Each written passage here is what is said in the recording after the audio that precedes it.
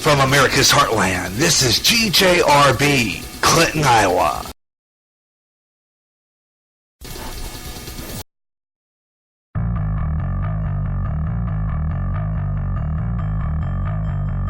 You're listening to Way Out There on GJRB Online. If you'd like to talk to Gary, on Skype at Gary.Russin. If you don't want to get on the radio, you can contact Gary via the chat room on the GJRB public site by clicking the comic book icon on the GJRB widget. And now, back to Way Out There on GJRB. And welcome back to Way Out There on GJRB Online on Spreaker, hour number 2 of our show. Way out there, the strange, the unusual, the bizarre, the strange. You know, that's what we do here on GJRB Online, and we got a lot of good stuff coming up in this next hour as we continue our strange and bizarre show. Bring that back just a little bit up here. Get that gain up a little bit. Because coming up in this next segment, we have some interesting stuff for you and our feature presentation here on Spreaker. On Way Out There here on GJRB Online. Thank you so much for tuning in to this program. Talking about the unusual, the strange, and we got some good stuff coming up this hour. So keep it here on GJRB Online. Quick reminder, tomorrow we will not be on the air. No radio tomorrow. I have some things to do, and of course tomorrow the Iowa Hawkeyes are on, and I have to record some cuts for my Radioland program, which is coming up. As I told you earlier, Radioland I'm going to do a little differently this time. I'm going to pre-record it and then make it as a podcast by going on Audacity and just continuously broadcast. So Audacity is going to be where I could broadcast straight 3 hours and then upload it later and schedule it. Because I want to start getting prepared for our 3-hour plan. So I decided what I would do is I decided I would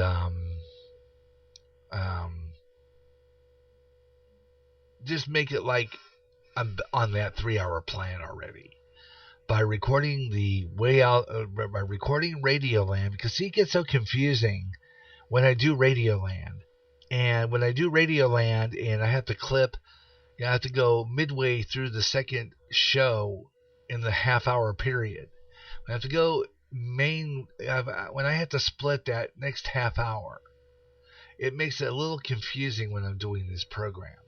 It really does. It makes it very confusing because then I don't know where I'm at.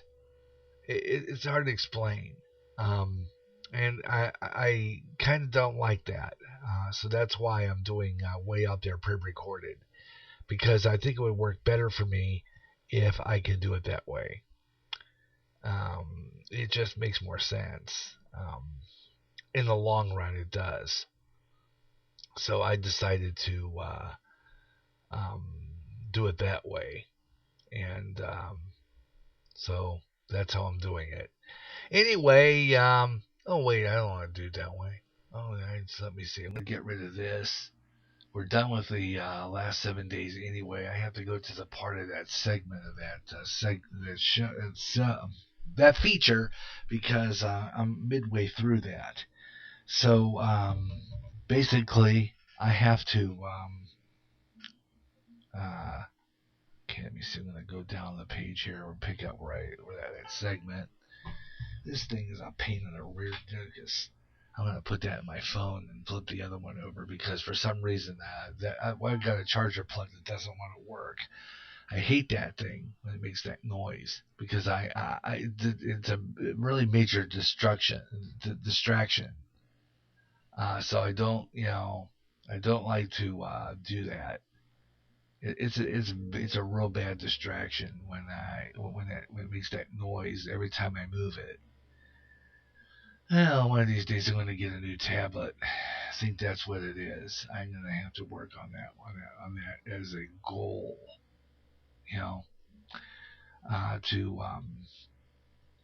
to do that. But right now it's time to continue our technocracy series, and we pick up at Agenda 21. He talks about this. This is spooky because there's a lot been coming up in the news about that.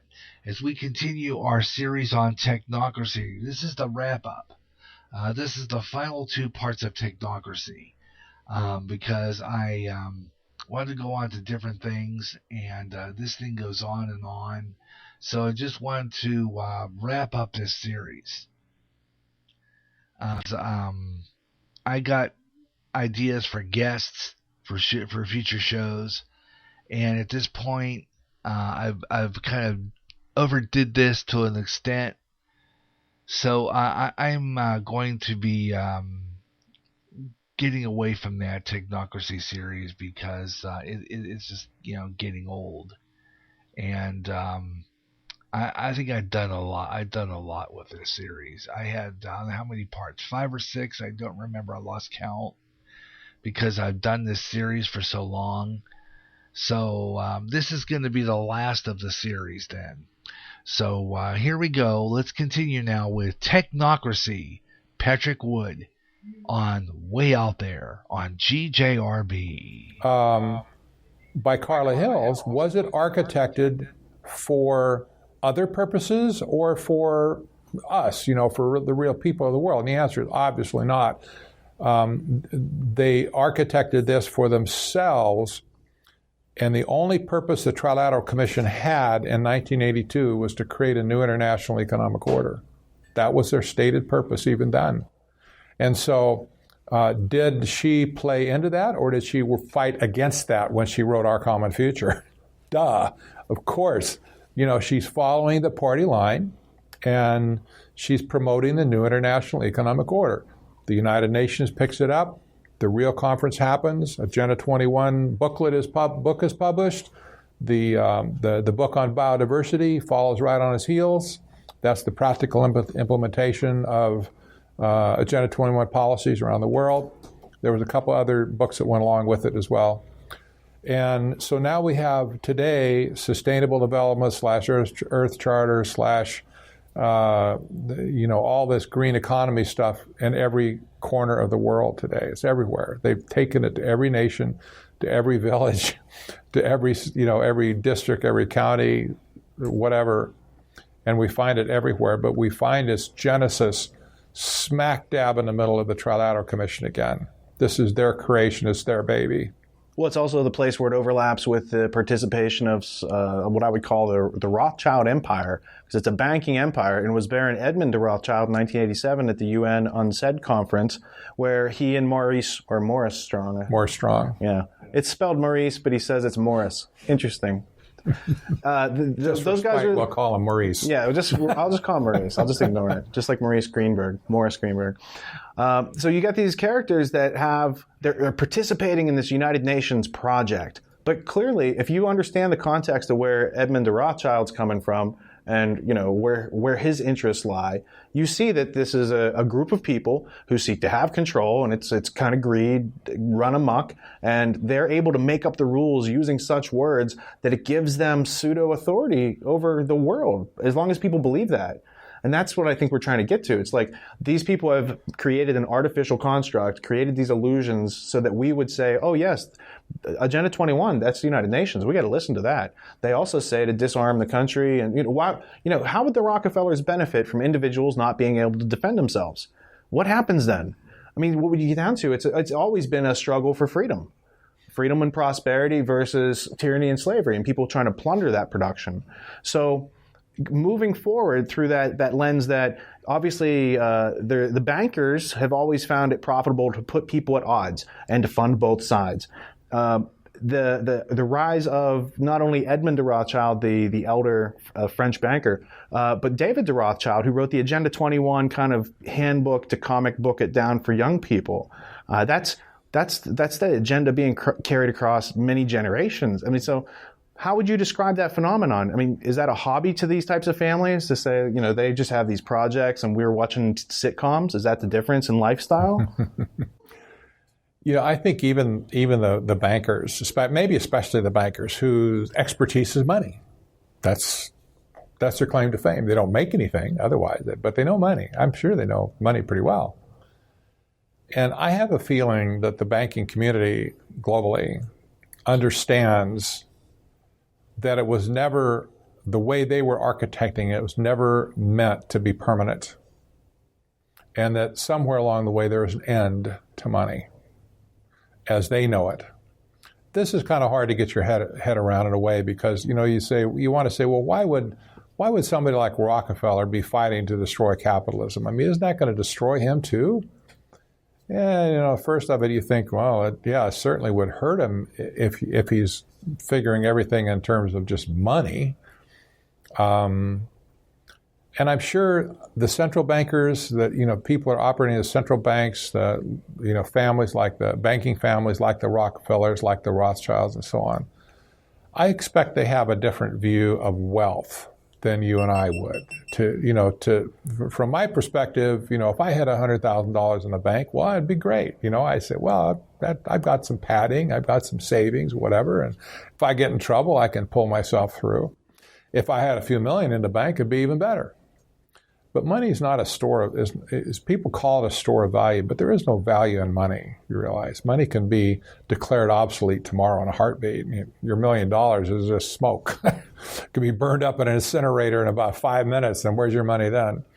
The real value of wealth historically has been in resources of the earth. Everything comes from the earth. All the gold, all the oil, all the the agricultural products, everything that we make has stuff that's taken out of the earth.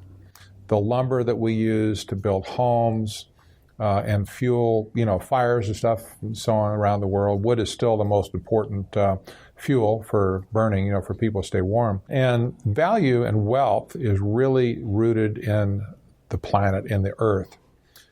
And my guess is these people understand this principle pretty well.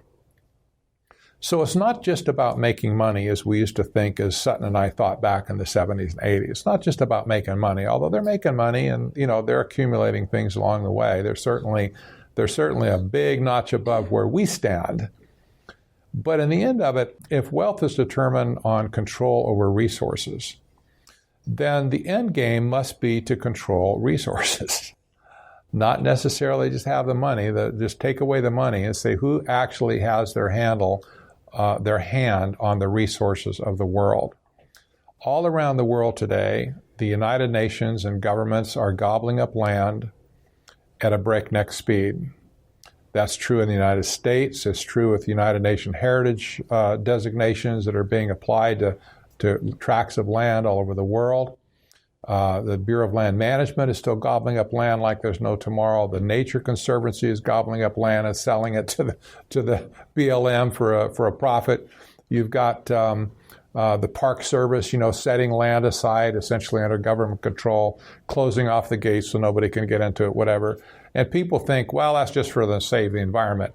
That's nonsense. It's to save the resources to take the resources offline, to make the resources scarce, so that when the oligarchy, if you will, sets up that global trust one day, the resources of the world are going to be placed in that global trust for the common good.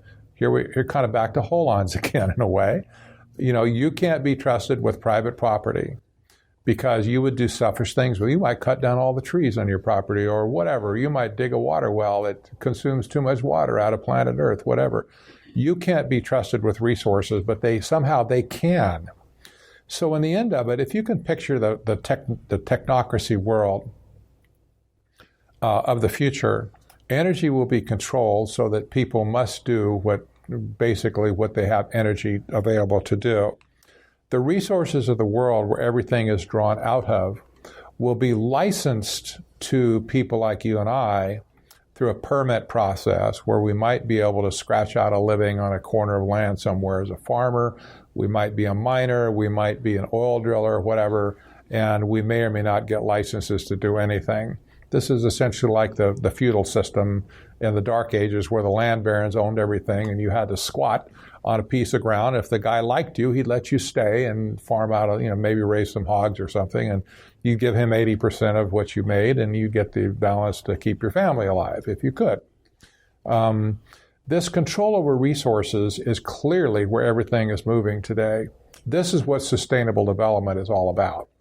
Twisting the resources out of the hands of the people and putting it into the hands of the elite.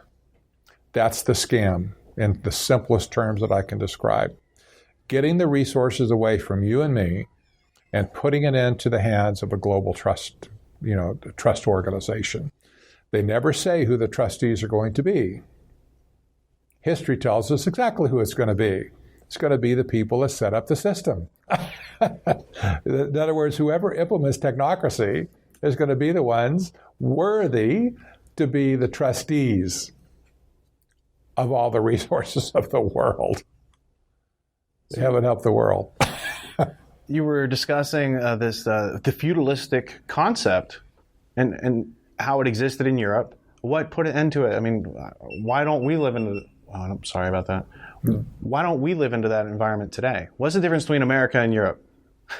Well, Europe was not always under the oppression of the European Union like they have today. Europe has always been a group of nations that didn't get along very well together, but they were typically still very nationalistic and proud of their nationality. The system of the general theory of liberty took at least 300 years to develop since the feudal society. It was a slow process. There were a number of people that came along during that time to write treatises of one kind or another about the value of liberty, the value of freedom, the value of self-determination, and so on. All of those documents historically, many of which came from Great Britain, by the way, those documents ended up in the culmination of our founding documents of the Declaration of Independence and our Constitution. All of that thinking went into it. We have one of the reasons that we have the expression of liberty and freedom that we've had in our country is specifically because of those 300 or 400 years of influence to get to where we could even write the Constitution. So it's a very slow, drawn-out process. I said in context of technocracy, if technocracy wins this battle and they implement it on a global basis, it will again take at least hundreds of years before the concept of freedom and liberty will surface again. It will take a very long time, maybe much longer than before. But it won't just come snapping back, and it's not going to be like, well, it's a fad, and they'll do it for 4 or 5 years, and then we'll go back to doing what we want to do. No, once they get control of the economic mechanism, they will have control virtually over life itself. And they'll be able to make the peoples of the world dance like puppets on a string. It reminded me of that H.G. Wells book, The Shape of Things to Come, that was made into Things to Come, the movie. And the movie is more powerful, in my opinion, than the book because a lot of those things ended up being developed. And I don't want to harp on H.G. Wells. I want to move back into Brzezinski. Now that you've described freedom and how it evolved very slowly and painfully out of feudalism, what does Brzezinski's book, Between Two Ages, America in the Technotronic Era, what is the Technotronic Era, and what is he trying to take us back to or take us out of? Well, he's trying to take us forward through the stepping stones of Marxism to arrive at this Technotronic Era. And I'll say up front, openly, that Brzezinski has been charged with being a Marxist or a communist many times over the years. But if you read his book, you will find out he never was a Marxist. He didn't say that Marxism was a good thing per se, but what he did say is merely a stepping stone, a necessary stepping stone to get to the fourth and final stage of what he calls societal evolution. Remember, he's a political scientist. He talks in weird terms, but he talks about societal evolution has gone through these stages, these maturing process. Marxism was simply just one of those stepping stones, and we had to have it. But we have to get through it. And when we get through it, what we'll end up is with what he described as his Technotronic Era, and essentially that would be something very comparable to technocracy that we're talking about, where everything is managed by an elite, where technology is used to do the managing. In that sense, by the way, it's important to differentiate between a personal dictator, like you had, even like you had Adolf Hitler, or you had Nero, and in Rome, There were dictators where, if he said off with your head, well, your head was gone. That was just that simple. What the technotronic era does is it creates a system of control, not controlled necessarily by an individual, but the system is the controller of society. And this is what we see, this is what technocracy is all about, applying systems theory to sociological engineering so that rules and regulations are put in place to be enforced by technology that will keep you in a channel that they want to keep you in. I use the example of go to your bank and try and get more than $300 out of the ATM machine. They just flat out won't do it. It'll tell you your daily limit is $300. You say, but I've got $100,000 in the bank. I want my money. Oh, sorry, can't get out of this ATM. You could go down the street to another branch of your bank and you put your card in. It knows you drew out the other one. It's going to say, oh, you already taken out your daily limit. Sorry, bub. And if you go inside the bank and ask for the teller just to give you some money, first she'll ask you what you want the money for. You say, it's none of your business. I want my money. If you get past that argument, she'll say, well, we really only have $3,000 in cash in our bank at any one time anymore. And that's true. The banks are not carrying cash anymore for large withdrawals. And so she will say something like, well, we can get the money here, but we'll have to call an armored truck and get it ordered in from another regional bank. And it may take anywhere from 3 days to 2 weeks to get that kind of money here. You say, well, I would really count on getting my money today. I thought I could just draw it out. You can't. See, regulations have been put in place that block you from doing stuff like that. And this is what's going to happen in the future in an increasing manner. Another good example I like to use in terms of carbon footprint is that once smart meters are in place and monitoring the power consumption of everybody's home, imagine your carbon footprint in your home being matched to things like, for instance, the no-fly list.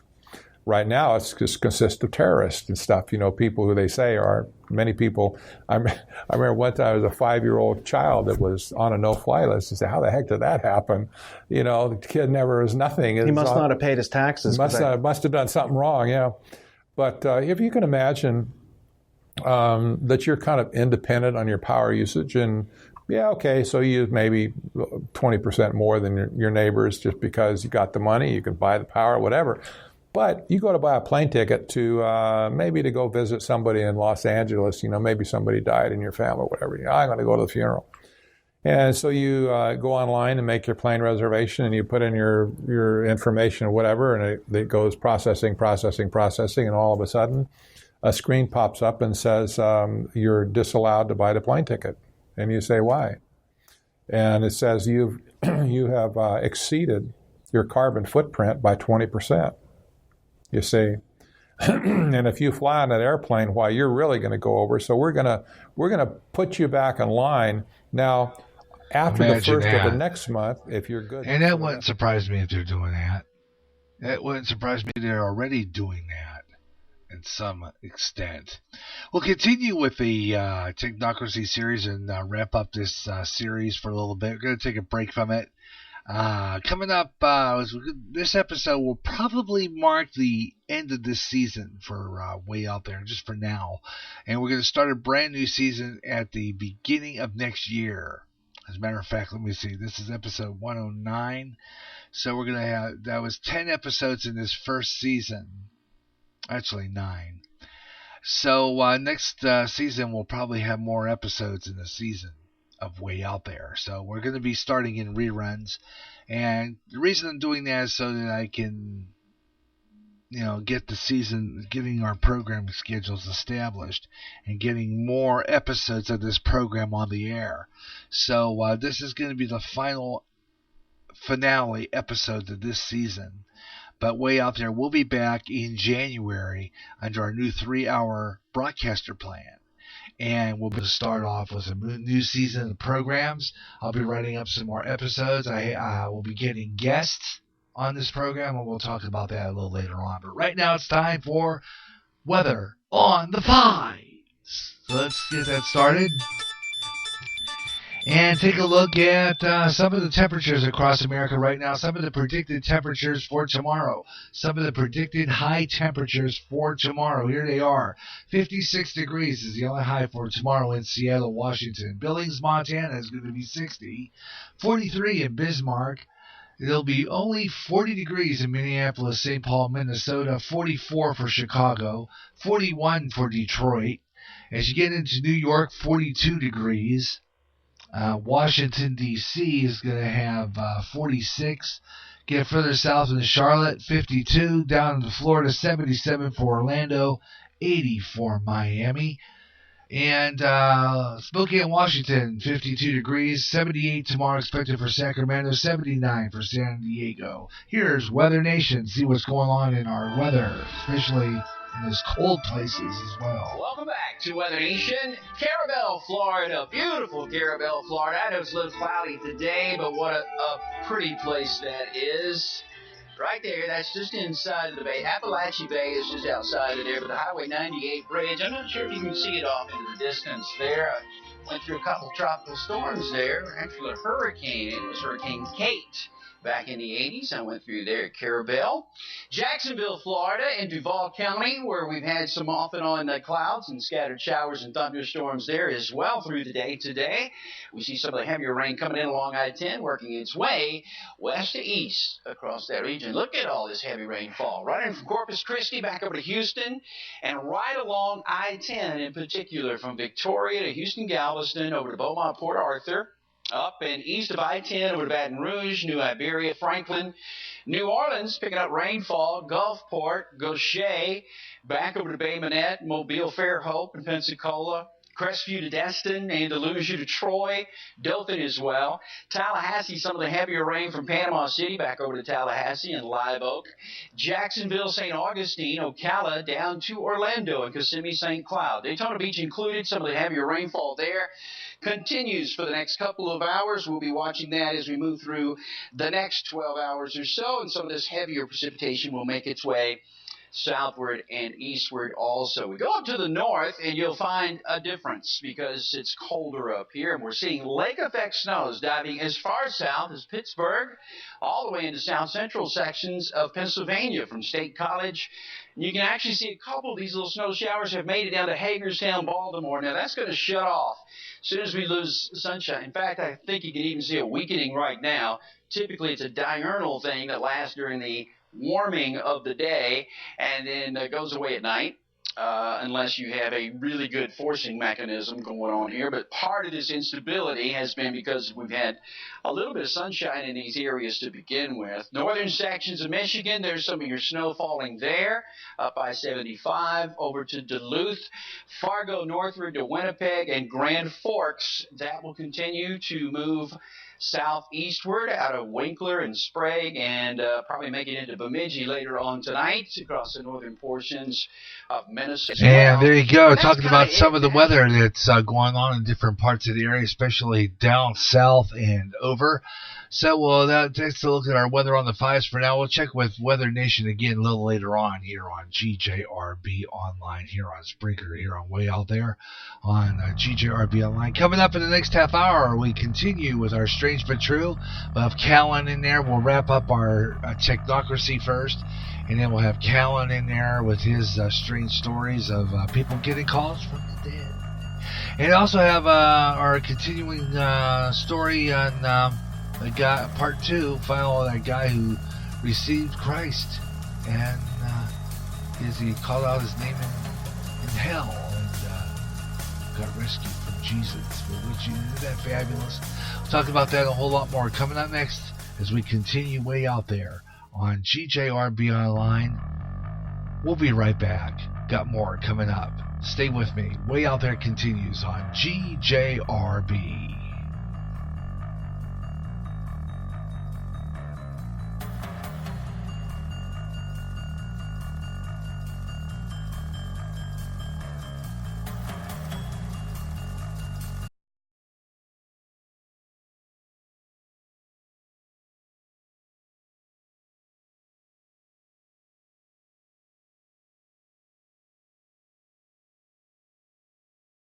Are you looking You're listening to Way Out There on GJRB Online. If you'd like to talk to Gary, on Skype at Gary.Russin. If you don't want to get on the radio, you can contact Gary via the chat room on the GJRB public site by clicking the comic book icon on the GJRB widget. And now, back to Way Out There on GJRB. Yeah, way out there, the strange, the bizarre, the unusual. I'm Gary J. Russin. I hope you're enjoying the program. We play all the, we do all the best stuff on this station, I'm telling you.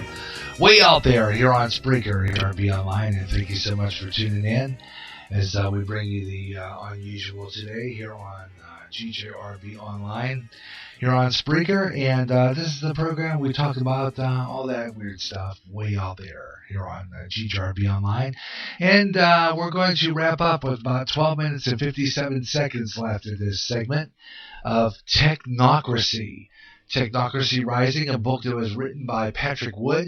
He is interviewed on a recent video on YouTube, and we're going to wrap it up right now as we conclude Technocracy on Way Out There. On point, then next month you're welcome to buy a plane ticket to go to Los Angeles. See, that kind of thing is very plausible in the future, the way this thing is going.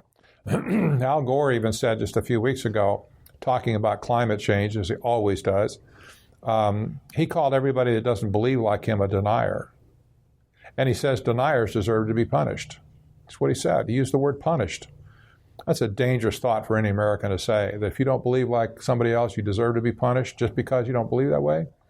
But see, this mentality is hooked into the mindset of technocrats. This is the way they think. If you don't believe the way they believe and do what they say, you deserve to be punished. So let me count the ways how I can punish you. Well, and it's no different than Brave New World. The managerial class is exempt from the rules. They can have art and they can have access to this occulted information. And in 1984, obviously O'Brien has access to whatever he wants. Right. And it's a form of caste system. It's a knowledge, power, wealth gap. It's the same. It's a new flavor on how they've been ruling people for thousands of years. That's right. Right. That's right. And now the system will do the ruling. The system will do the managing. And of course, that was a major theme in Brave New World. The system did everything. And if you didn't like the way the system was, well, it's the system, man. It's the state. You can't change the system. And Huxley made it clear there was no parents. The first scene in the movie, first chapter in the book, is the breeding room where they're putting them together through the machines and stuff. And it's like, wait a minute, what happens when you have no parents? Oh, everyone's just brought up by the state. I mean, these are ideas that I'm sure were on the cusp of other tyrants, minds back in the day, but they never got them written down. You've got families like the Medicis, who are a great banking influential family. They had Machiavelli. So the Rockefellers, they had already collected Henry Kissinger. They said, hey, Brzezinski, I like that idea you got there. Something to that. And at the 1972 Bilderberg meeting, David Rockefeller and Brzezinski are there. And what happened? Well, they simply went over there to bounce the idea of founding the Trilateral Commission off their buddies. And they got a lot of encouragement. I couldn't tell you specifically who encouraged them, but that's what Rockefeller later said. Yeah. That they got a lot of favorable comments and stuff, enough so they came back and actually founded the Trilateral Commission. And I'm sure that some of the people in that Bilderberg meeting were actually invited to join the Trilateral Commission. That mostly would have been the European component, probably, because the Bilderbergs met in Europe. There were some Americans there as well. Probably people like Henry Kissinger there, for instance. He was an early member of the Trilateral Commission. So there would have been some Americans as well. My guess is Rockefeller already talked to some of them about, hey, if I start this, would you join? Become one of the charter members, if you will. I'll point out, however, that they never did have an application process. You don't apply to become a member of this group. It's run like a fraternity, where you have pledge week, so to speak, and everybody goes to the parties, and you hope, if you want to get into a particular fraternity, you hope somebody from that fraternity comes up and taps you on the shoulder and says, "Come with me," and then they put you through rush week to actually join, or candidating process to join the fraternity. That's the way it is. They have an executive committee that meets and discusses who they want to invite to be members. And you obviously are identified as a 100% game player, on their side before you're invited to join. Otherwise, I'm sure they can invite you to go disjoin. It's like get out. If you turn against them, you're probably not going to last. But this process has been used since day one, and the Trilateral Commission itself has written about that, and that's their standard procedure for inducting new members. How did Jimmy Carter come to be president through the Trilateral Commission? Later, after the Carter presidency, Brzezinski himself wrote that it was he who picked Jimmy Carter as a candidate early on. There was some risk in it, I suppose, that somebody else could have gotten the presidency, but he did. And Brzezinski became the first NSA, the National Security Advisor. But Brzezinski bragged about educating Carter and everything that he needed to know about foreign policy and about the economic policy of the world, which was administered through the State Department primarily. And Carter and Mondale both were members of the Trilateral Commission by the time they ran for office. Carter came into office as being the poor boy peanut farmer from Georgia. Aw shucks, ma. Not knowing anybody in Washington, he said, I'm so disconnected, I don't know what I'll do. And most importantly, he said, I'll never lie to you. He said, that was a big campaign promise. I'll never lie to you. I don't think he ever told the truth. In fact, that's all he could do is lie, kind of like somebody else I know in a modern context, but won't mention any names.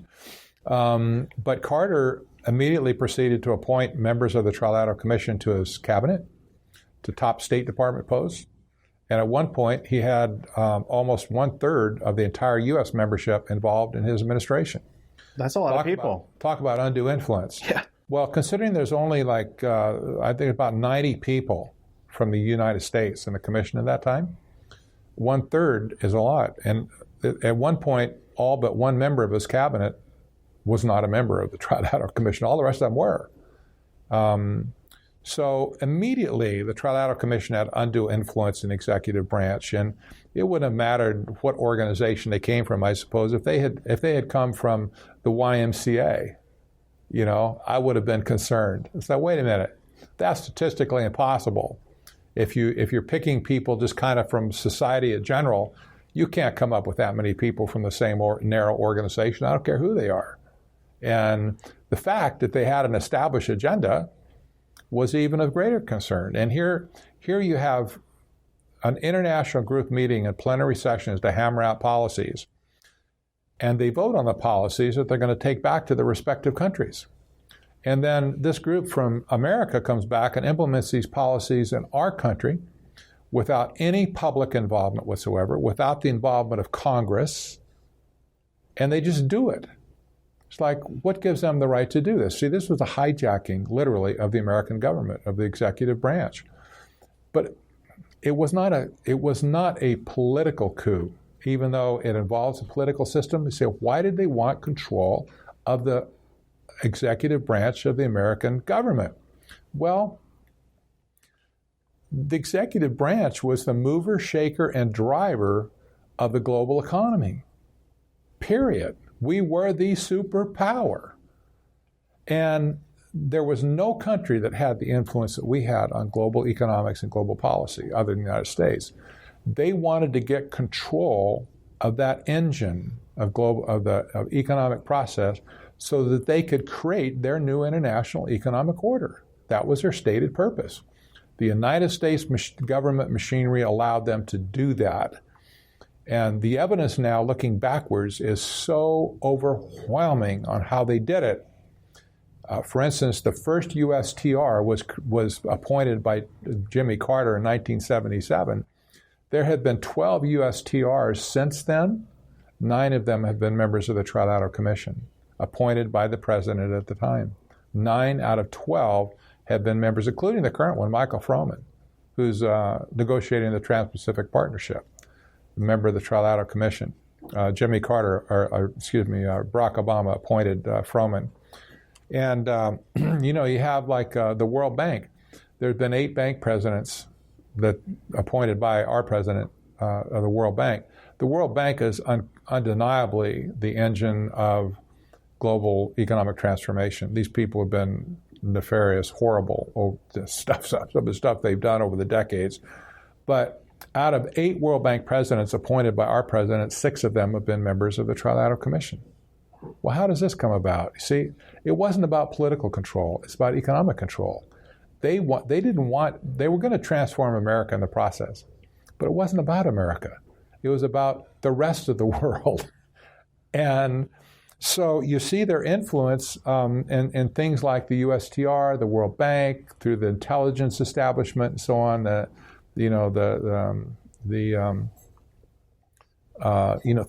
the National Security Advisor and so on. The NSA, by the way, is a position in government. He's the gatekeeper to the president. Personally, I think it's the second most powerful position in the government, because he's able to limit information as well as give information to the president. So if you have somebody that has an agenda to hide, deceive, or whatever, the NSA is the one that has the ability to do it. And so, we see over a period of time, the NSAs, I think there's been 17 of them since Carter. Out of 17, 10 of them have been members of the Trilateral Commission. That's statistically impossible if you just figure they're going to pick it out of 300 million people in our country. It says they want to control that gate. Yes. That gateway. That's right. They want to control that mechanism. So they've had domination of the economic machinery that's been used to transform the world towards this system of technocracy. What happens to trilateral members if they join the United States government?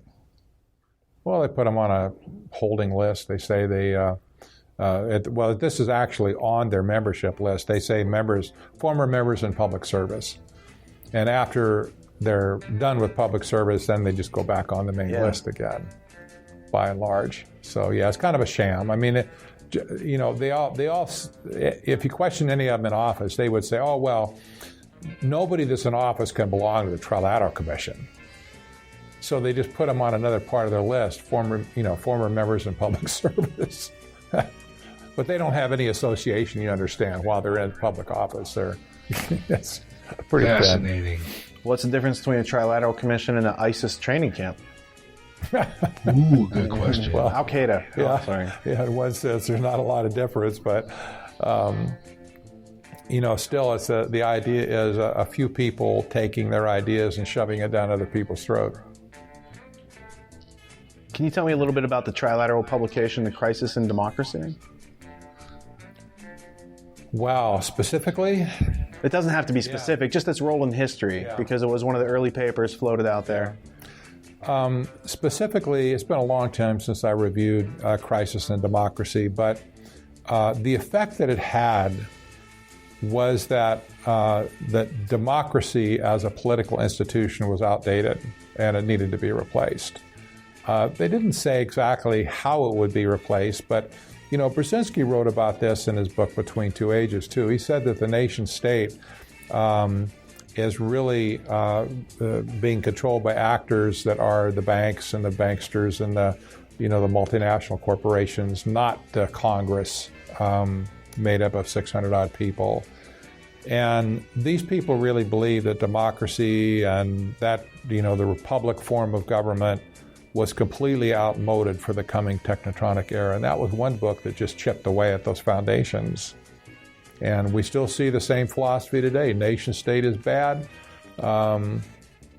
If you're a kind of a nation stater today, why you're likely to be labeled a nativist. That's the term of derision for people who. Well, you're a nativist. Yeah, fascinating. That is our Technocracy series. I hope you enjoyed that. And just talks a lot about some of the stuff that we've been saying all along, that, government takeover of everything. And we've been talking a lot about that even on the last 7 days earlier this afternoon, that, the whole Agenda 21 is to take over everything. And that's what they're trying to do. It's on the Democratic side. And, we need to stand up and stand up for this country. We'll be right back. We're going to take a station break. We'll be right back. I'm going to take a station identification, and we'll return with more Way Out There coming up next here on GJRB Online in just a few minutes, and we'll have some more Way Out There right after we take this break. We'll be right back. This is GJR Broadcasting.